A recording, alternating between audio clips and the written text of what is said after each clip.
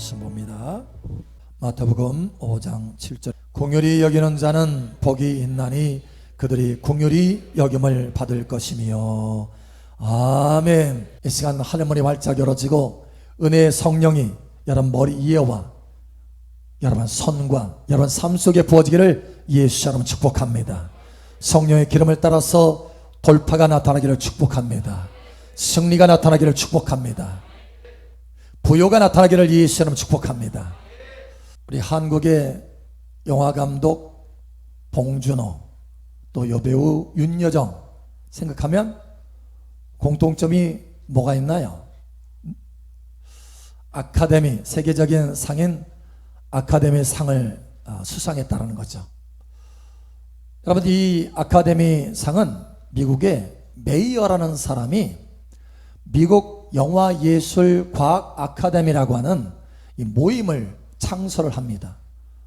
그래서 그 모임 가운데 그 회원들이 다 모여서 해마다 그의 한 영화 또는 여러 영화들을 선정을 해가지고 시상을 해주는 데서부터 시작을 하는 거예요.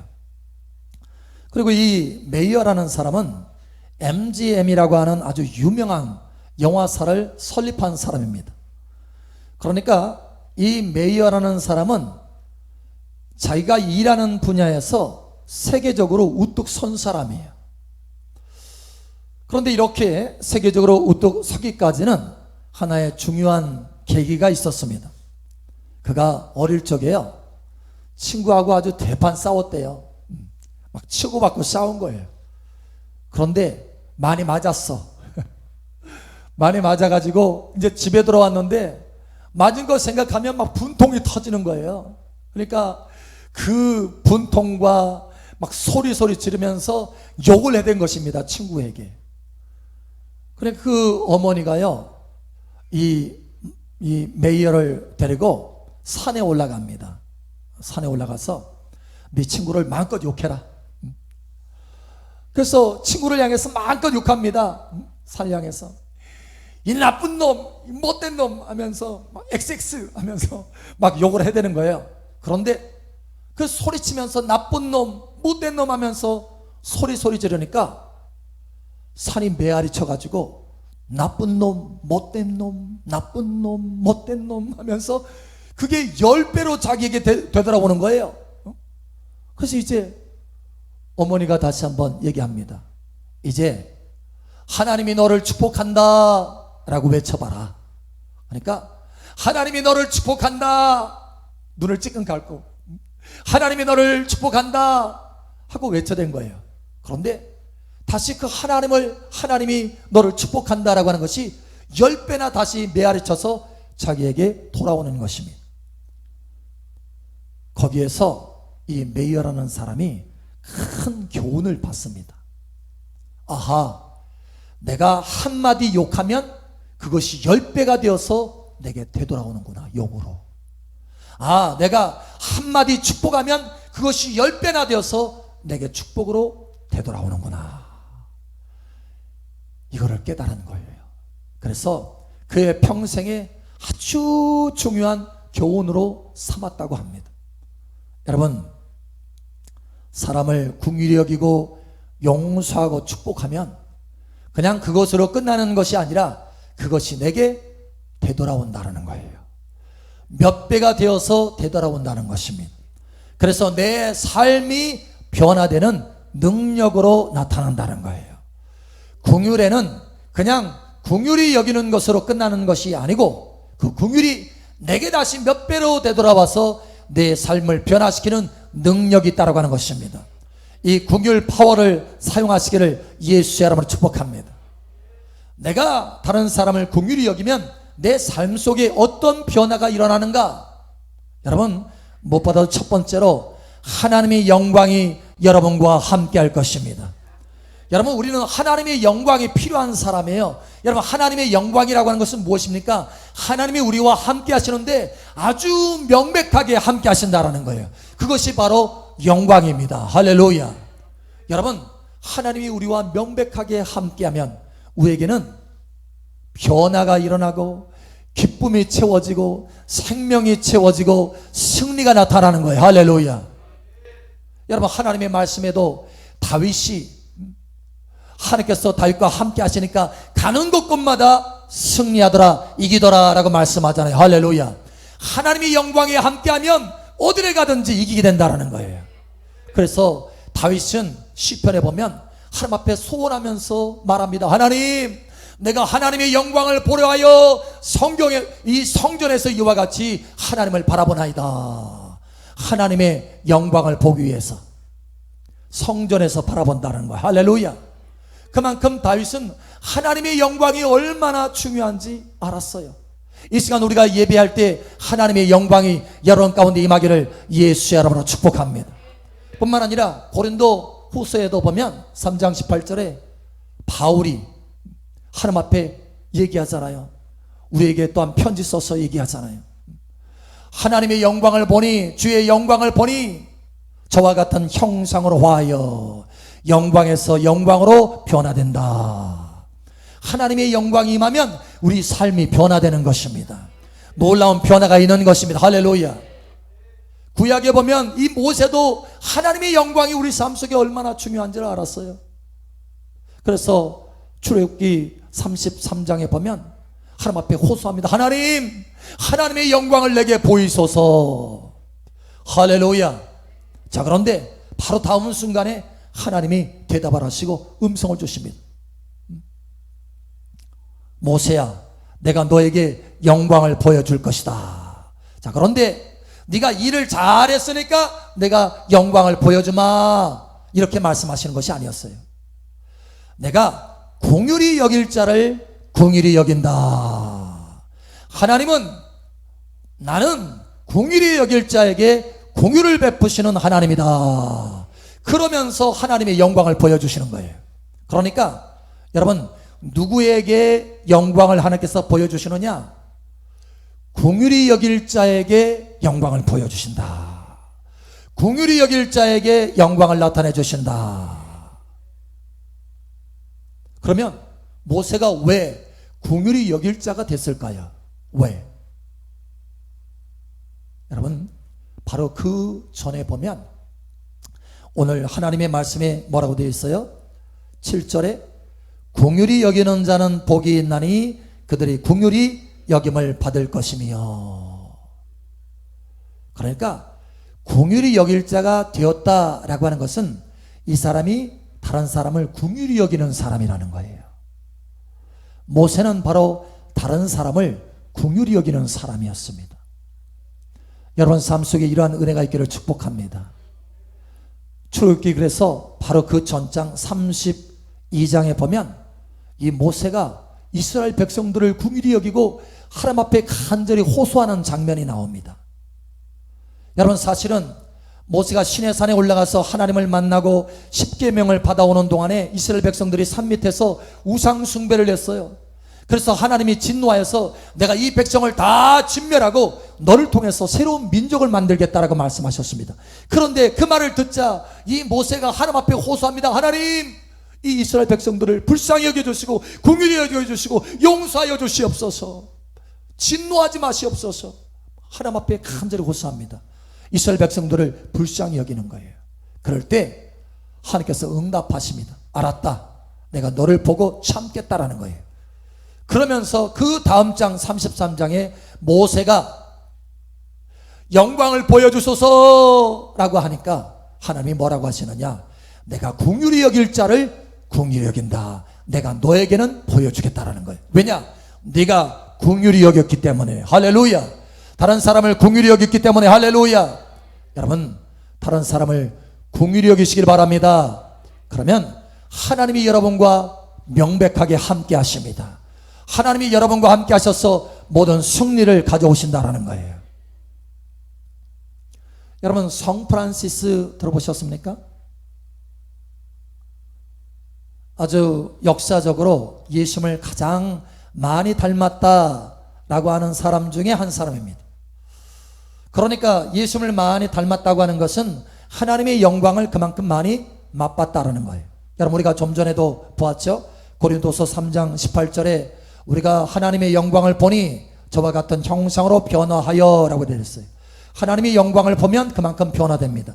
예수님처럼 많이 되었다라고 하는 것은 그만큼 하나님의 영광을 많이 경험했다라는 거예요. 그런데 여러분, 이 성 프란시스가 어떻게 그렇게 하나님의 영광을 많이 경험했을까요? 왜냐하면 이 성 프란시스도 모세처럼 하나님을 이 사람을 불쌍히 여기고 다른 사람을 긍휼히 여기기 때문에 그렇습니다. 여러분, 다른 사람을 긍휼히 여기시기를 예수 이름으로 축복합니다. 한 번은 이런 일화가 있어요. 사실 이 성 프란시스와 제자들이요, 산에 살았습니다. 산에 살았는데 마침 한 소년만 남겨놓고 성 프란시스와 나머지 제자들이 다 출타를 한 거예요. 그때 하필이면 산적들이 온 거예요. 산적들이 왔어요. 아주 그냥 험악한 이 산적들이 와서 도둑질을 하려고 이제 온 거예요. 그런데 이 소년이 용기를 냈습니다. 그래서 크게 소리를 칩니다. 사람들은 열심히 일해서 이렇게 먹고 살려고 애를 쓰는데 너희는 도적질이냐 하면서 막 크게 버럭 소리를 친 거예요. 그러니까 그 이야기를 딱 듣더니, 그 말을 듣더니 움찔한 거예요. 이 험악한 이 도적대들이. 그러더니 양심이 있었던지 돌아갑니다. 근데 그때 마침 이 성 프란시스와 제자들이 다시 이제 돌아왔어요. 돌아오니까 이 소년이 얼마나 자랑스럽습니까? 도둑을 쫓아냈으니까. 그래서 선생님, 도적대가 산적대가 왔는데 내가 이렇게 여차여차해서 다 쫓아냈습니다 라고 하니까 이 성 프란시스가 칭찬해 줄 줄 알았는데 칭찬은커녕 마음이 슬픈 거예요. 표정을 보니까. 그러더니 그렇게 해서는 안 된다 하면서 빨리 가서 빵과 포도즙을 갖다 줘라 하면서 주는 거예요. 그래서 이 소년이 막 달려갔습니다. 달려가서 빵과 포도즙을 그 도적대들에게 준 거예요. 이 사람들이 그 빵과 포도즙을 들고 감동을 받은 거예요. 먹지를 않고 그것을 그대로 들고 다시 이 프란시스에게 옵니다. 와서 엎드려서 눈물로 회개하면서 제자를 삼아 주십시오 라고 말합니다. 여러분, 바른 얘기했을 때, 옳은 얘기했을 때 그 산적들이 변화된 게 아닙니다. 오히려 불쌍히 여기고 궁일이 여겼을 때 그 산적들이 변화되더라는 거예요. 여러분, 여러분을 통해서 사람들이 변화되기를 축복합니다. 이 성 프란시스는 이와 같이 사람들을 불쌍히 여겼어요.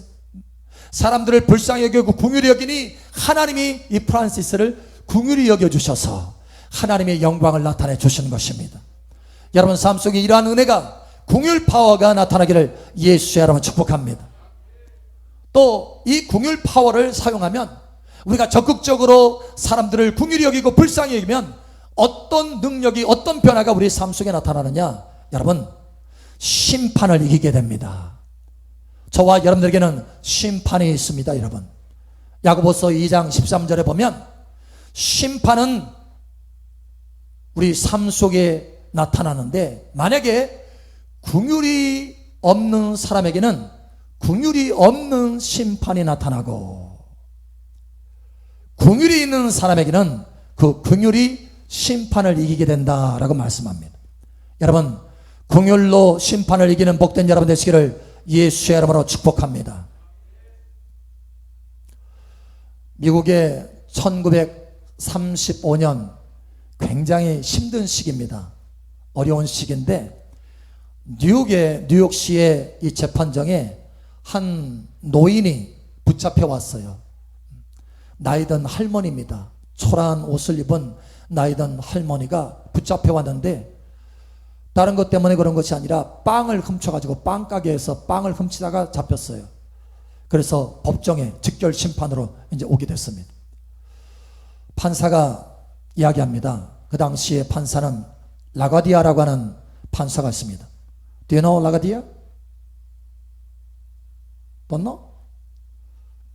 여러분, 라가디아라고 하는 이 판사는 세 번이나, 나중에 이제 판사를 하다가 나중에 뉴욕시에 이 라가디아의 시장이 된 사람이에요. 그것도 세 번이나 이렇게 당선된 사람입니다. 근데 그 판사 시절에 실제로 있었던 일이에요. 근데 그 한 나이든 분이 잡혀온 거예요. 잡혀왔는데 빵가게에서 빵을 훔쳐다가, 그래서 당신이 정말 빵을 훔쳤습니까? 라고 물어봅니다. 그래서 고개를 숙이면서 슬픈 얼굴로 그리고 수치심 가운데 예, 제가 빵을 훔쳤습니다. 잘못했습니다. 얘기를 하는 거예요. 그래서 판사가 계속해서 묻습니다. 배고파서 훔쳤습니까? 그러자 예, 배고팠습니다. 그런데 제가 배고파서 훔친 것이 아닙니다. 저도 배고팠지만 사실은 제 손녀딸들이 있는데 그 딸들이 일주일을 아무것도 먹지를 못했습니다. 그래서 다 쓰러져서 죽어가고 있는 그 모습을 봐서 도저히 참을 수가 없어서 일을 저질렀습니다. 잘못했습니다. 그러는 거예요. 그래서 이 판사가 의자를 뒤로 쭉 젖히면서 긴 한숨을 쉽니다. 어찌할꼬 생각하는 거죠. 그 긴 한숨을 쉬면서 그래도 판결은 해야 되잖아요. 판결을 합니다. 그래도 할머니, 죄는 죄입니다. 10달러의 벌금형이 있어야 됩니다. 10달러의 벌금형이 있고 10달러를 내지 못하면 10일 동안 감옥에 갇혀야 됩니다. 이 할머니 얘기합니다. 내가 10달러가 있었으면 빵을 사 먹었을 것입니다. 그러니 제가 열흘 동안 감옥에 갇혀야 되겠죠. 그런데 제가 열흘 동안 감옥에 갇히면 제 손녀들은 어떻게 될까요? 하면서 한숨을 쉽니다. 그때 이 라가디아가 벌떡 그 자리에서 일어납니다. 그리고 안주머니에서 10달러를 꺼냅니다. 제가 그 벌금을 내겠습니다. 라고 하는 거예요. 왜냐하면 내 이웃이 이렇게 힘들고 먹을 것이 없어서 도둑질을 해야만 하는 그런 형편에 처해 있는데 그것을 돌보지 못한 그런 죄입니다. 내게도 벌금 10달러입니다. 제가 그 벌금 10달러를 내겠습니다. 얘기를 하는 거예요. 그러면서 여기 이 법정에 있는 사람들을 향해서 경찰이 끌고 왔잖아요. 경찰과 그 법정에 있는 사람들을 향해서 얘기합니다. 여러분도 벌금을 내시기를 원하신다면 벌금을 내십시오. 50센트씩 벌금을 내십시오. 라고 얘기하는 것입니다. 그리고 모자를 다 돌렸어요. 그런데 그 모자에 그 법정에 있는 사람들이 다 감동을 받아서 동참을 합니다. 50센트. 끌고 온 경찰까지 다 50센트. 그 나중에 다 보니까 47달러 50센트가 모아진 거예요.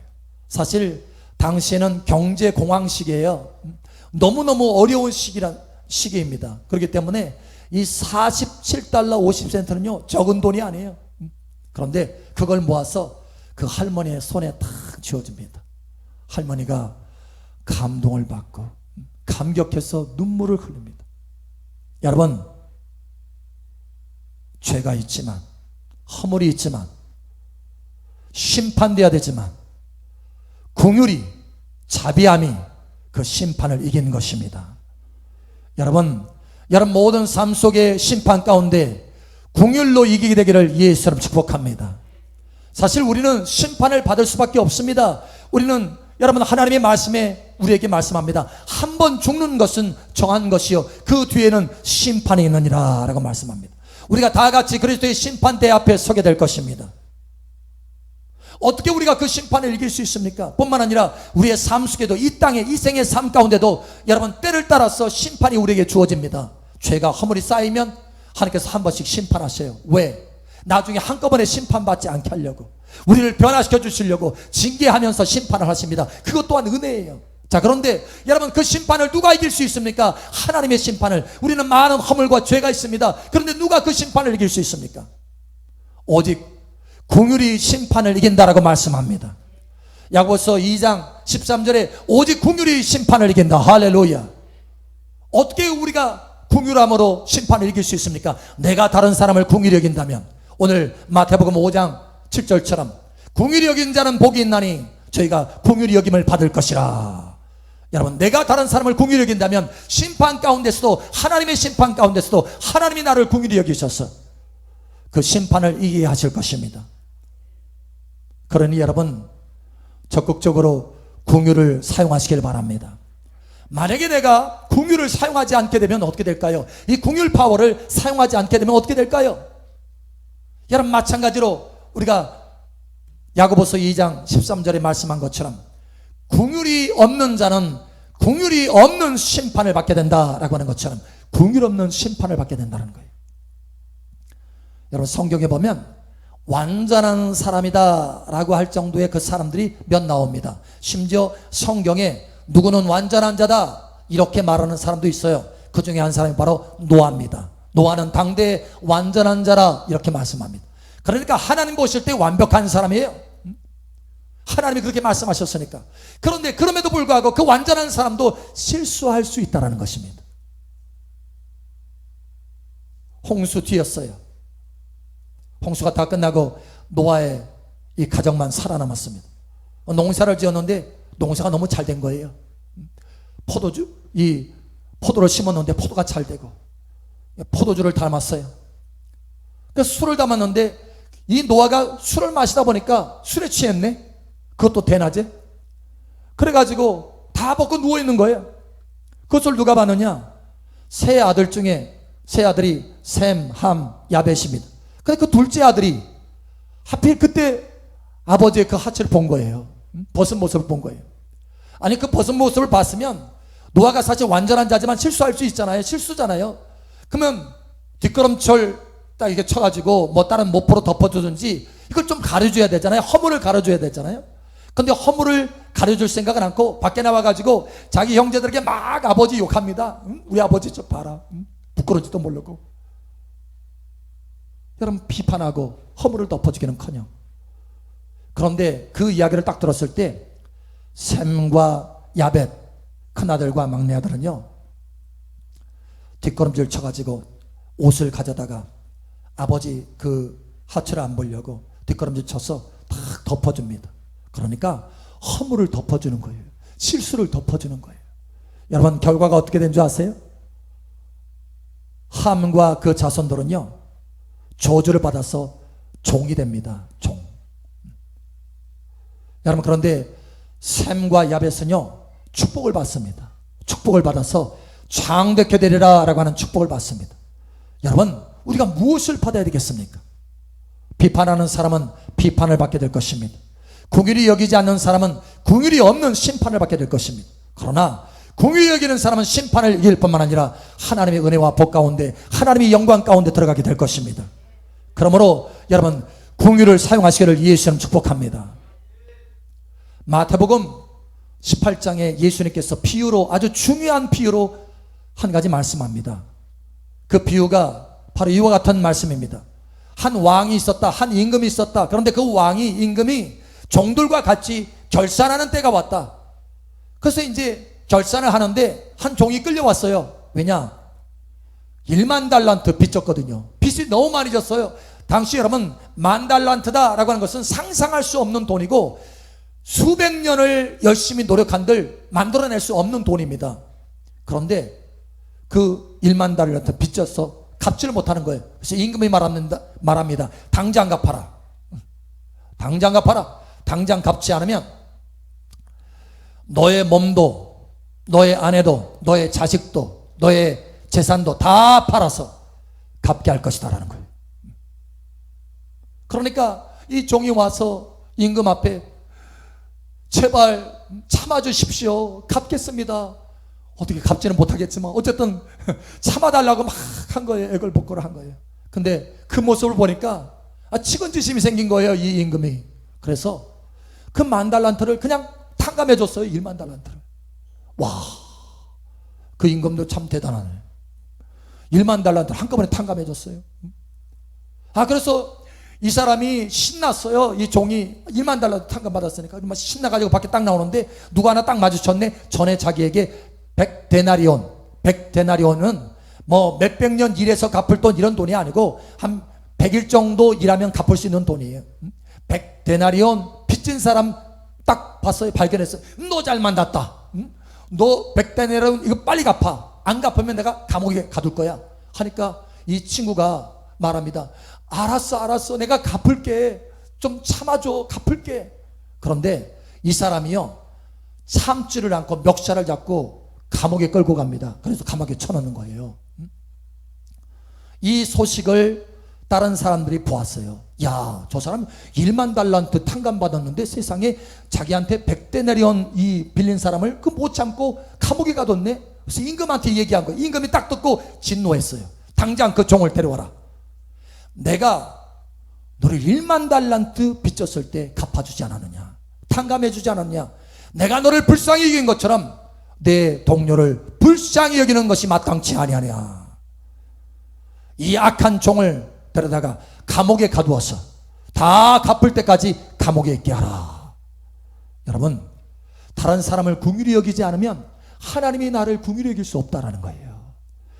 여러분, 그래서 그 뒤에 주님이 말씀하십니다. 이와 같이 그 형제를 중심에서 용서하지 아니하면 하나님도 그리하시리라.